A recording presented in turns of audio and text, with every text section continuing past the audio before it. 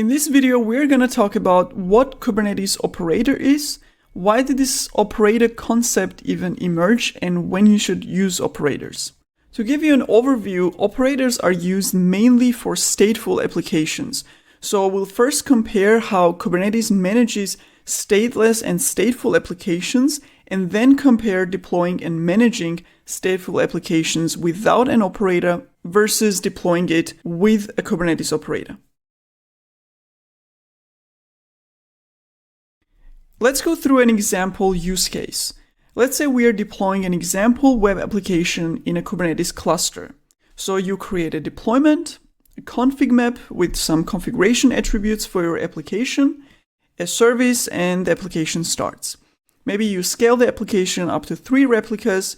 If one replica dies, Kubernetes automatically recovers it using its built-in what's called a control loop mechanism and creates a new one in its place. If you release a new version, you just adjust the deployment configuration and all replicas get restarted with new version. Backups, you don't need backups because your web application is stateless.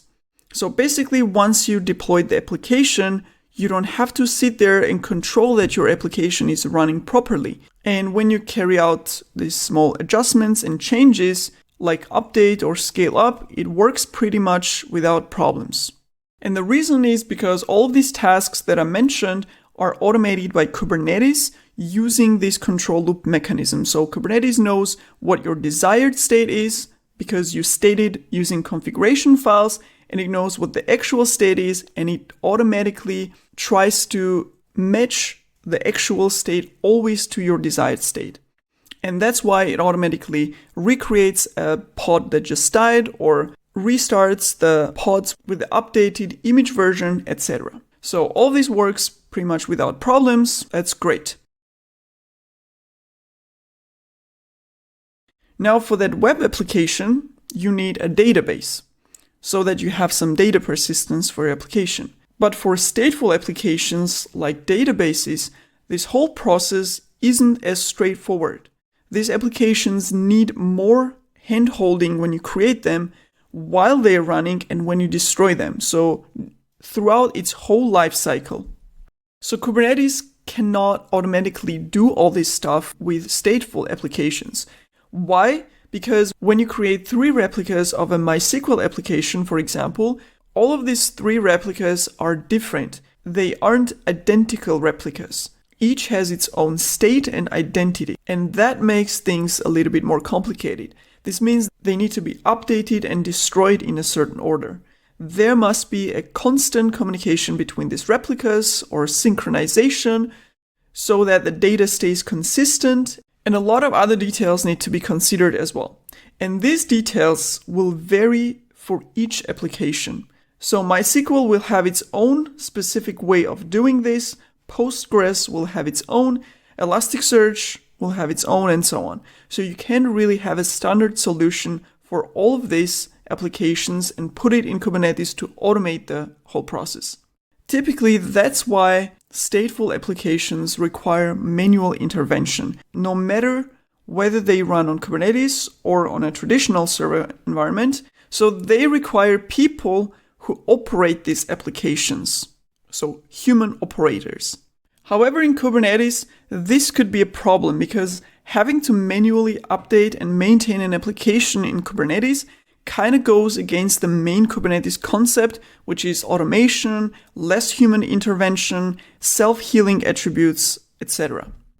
And this could be a reason to say, you know what, I don't have the one thing that Kubernetes promises, which is automation here, so I might as well host my stateful application outside the Kubernetes cluster. But there are also applications that you need in Kubernetes, like Prometheus monitoring or etcd store, which are stateful applications. So in any case, there is a need for an alternative to managing stateful applications, and that alternative is supposed to be the operator.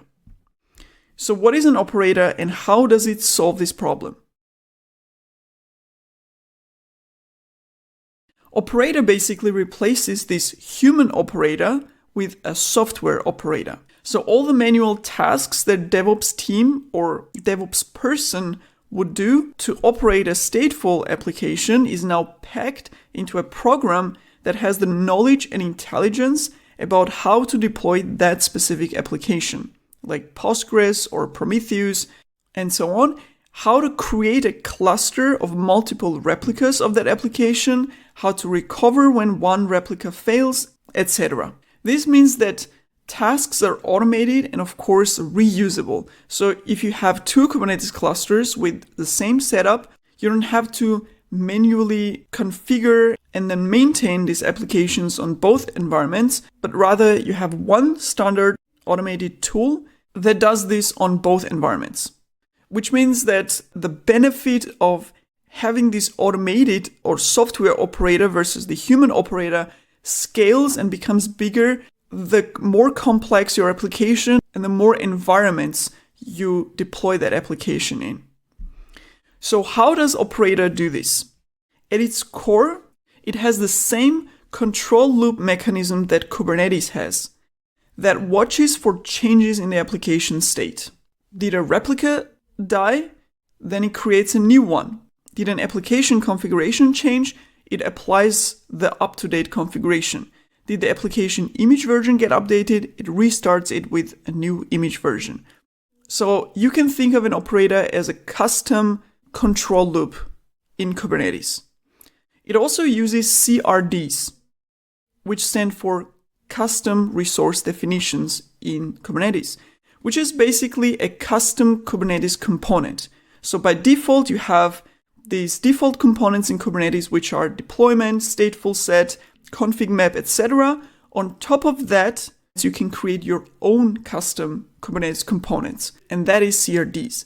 So operator takes the basic Kubernetes resources and its controller concept as a foundation to build upon, and on top of that, it includes the domain or application-specific knowledge to automate the entire lifecycle of the application it manages or operates. So to summarize, Kubernetes can manage the complete lifecycle of stateless applications in a fully automated way, because these applications do not have business logic for deployment or for running and maintaining them. So Kubernetes doesn't need to know any application-specific logic to automatically create, update, delete, and maintain these applications. Whereas for stateful applications, Kubernetes natively or internally doesn't have all the knowledge required to automate the process of deploying every single stateful application. And because of that, it uses these extensions, which are the operators. And it uses its own operator for each different application. Now, who creates these operators? Operators are built for each application, as I mentioned, by those that are experts in the business logic of installing, running, and updating that specific application. So for example, if you want to create a cluster of 4 MySQL replicas and deploy and run them in Kubernetes, a team that has a domain-specific knowledge about MySQL application creates an operator that contains all this knowledge about how to create a MySQL cluster, how to run it, how to synchronize the replicas, how to update, maybe even how to do backups, and all this stuff. And that package becomes an operator. And for each such application, could be Elasticsearch, Prometheus, etcd store, there will be a separate operator.